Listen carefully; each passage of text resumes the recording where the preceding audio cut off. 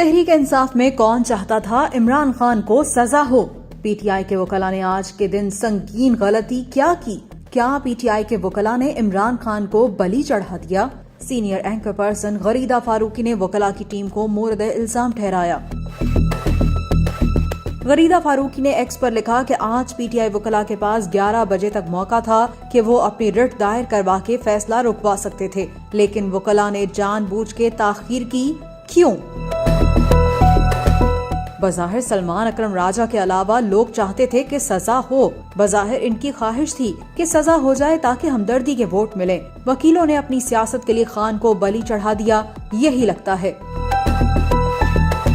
بظاہر لگتا ہے کہ وکیلوں نے اپنی سیاست کے لیے عمران خان کو قربان کر دیا۔ یہ سوچا سمجھا کام اس غرض سے کیا گیا تاکہ الیکشن میں ووٹ حاصل کیے جا سکیں اور عمران خان اور شاہ محمود کو راستے سے ہٹا کر پی ٹی آئی پارٹی قیادت پہ قبضہ کیا جا سکے۔